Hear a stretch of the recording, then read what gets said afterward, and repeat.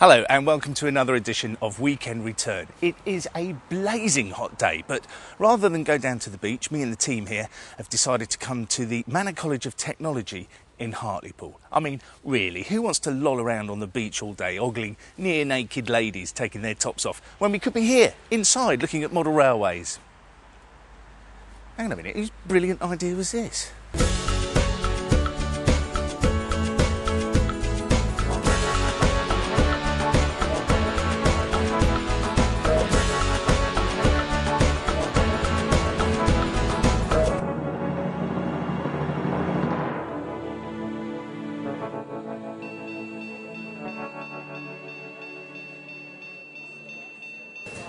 Norman, on a hot day like this, it's very nice to see a cool, refreshing layout like yourself.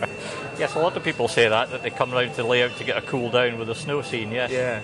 Well, it's a lovely layout and a very rapid build. Yes, that's right. It was about 5 weeks, start to finish.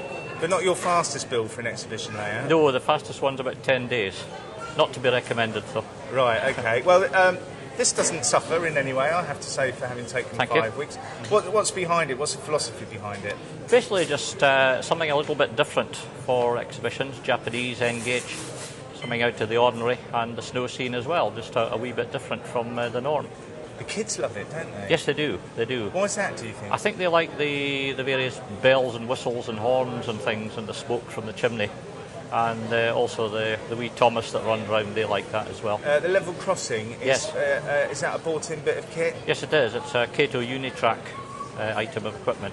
Where are you sourcing all your stuff? Direct from Japan, or are you going via an importer? Some is from an importer, some from a place in Sheffield, and others just where I can pick it up, sometimes second-hand at exhibitions. Is it a passion or just something you thought you'd give a go?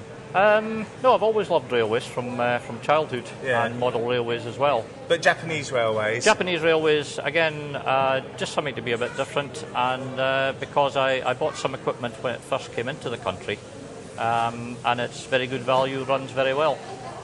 Well, it's a stunning layout, it's very nice to see, and I look forward to your other layouts with a difference. Thank you very much.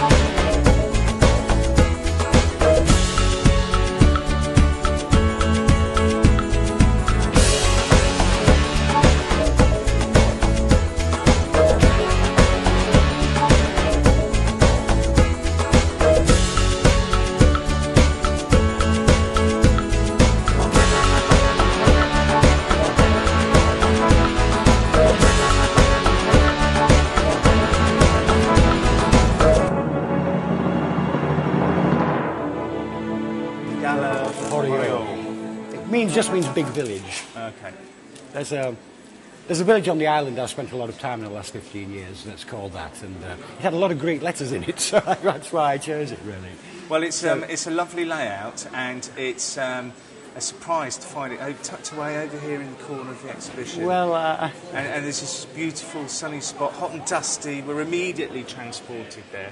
This is your first exhibition layout, isn't it? It is, yeah. I mean, what's the history behind it, Baz? Well, I'd been modelling all my life, really. I mean, since I was quite small, and never really brought a layout to fruition. But about 8-9 years ago, I suppose I was 50 then, and I thought it was about time I did something. Yeah. And I'd been exhibiting with helping other people out, and certainly helping organise the York Show for many years. But I thought it was about time I did something for myself. So I started building it with a view initially to put it in the loft, but just the first couple of sections, but then decided I would exhibit it, and went on from there. I chose Greek railways, really, because I've been spending a lot of time in Greece in the last 15 years or so. Sadly not near the railway, on an island out in the Aegean, but because I was interested in railways and in Greece, I thought I'll try and do a Greek layout, because it would be different. No one's ever done it before, as far as I knew. And I thought initially it would be easy, but then it proved to be very difficult. getting rolling stock and things like that. But now it's got much easier. A company I got in touch with, initially there was some items for sale in, advertising Continental Modeler or reviewed in Continental Modeler, including a Hungarian loco, which is on a train, which will come through, and a kit for a locomotive advertised by a chap called Christo Yorgadidis, lives in Sussex, of a kit for a locomotive. So I got in touch with him and found that he had plans to do some limited edition stock. In terms of coaches, most of the coaches in the past anyway were of German origin, East German manufacture. So these were being made already by companies like Saxon Models. And so it was a matter of him doing a deal with them to get a limited edition of a couple of hundred coaches. That's for a worldwide market, a few collectors. So I was able to get either the German coaches and put my own give a slight repaint in, or eventually to be able to buy the odd wagon and the odd coach that actually were lettered and in the right colours for Greece. The scenery, you obviously have an eye for detail, observation. I love the chapel with the goat on the roof. Yes. And also here, this is a later edition, wasn't it, the village at the end? Yes, initially we started, it was a terminus ending here. Yeah. And we just run out and back to a fiddle yard at that end. Yeah. But then I felt, the actual station itself didn't really have enough actual Greek character, so it needed something more. There wasn't much room for buildings, you see. There's such a lot of track work. So I decided I would build the village, and also to hide another fiddle yard so we could have through running. But I like your little touches, like the sort of half-built apartments. Yeah, well, it's so characteristic of Greece. Absolutely. The man trying to pull the donkey up the hill. Just the whole thing perched on the side there. Well, I needed to have a deep slope there to get underneath it. So the hillside, very characteristic again of Greece, to the hillside villages. And it does draw the eye very nicely down to the railway now, doesn't it? Comes down that way. It's a lovely flow to it. Thank you, and the zigzag road, this kind of thing. It's changed over the last couple of years, hasn't it, this layout? And, very much, yeah. And I suspect next time we see it on the programme, it will have changed again, it will indeed. I mean, as I say, it started off as a terminus, so we had a cassette fiddle yard system at the end there, that far end, and operating from the front, which I can still do, which I like, because I can then talk to the public a lot better than being behind it. And then, of course, we built this, which gave us through running. But we found during exhibitions that it was actually very difficult to, if you were short-staffed particularly, to run the cassettes an increasing amount of stock.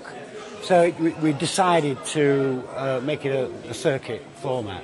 This is only the second exhibition with the circuit. We did Chatham a few weeks ago.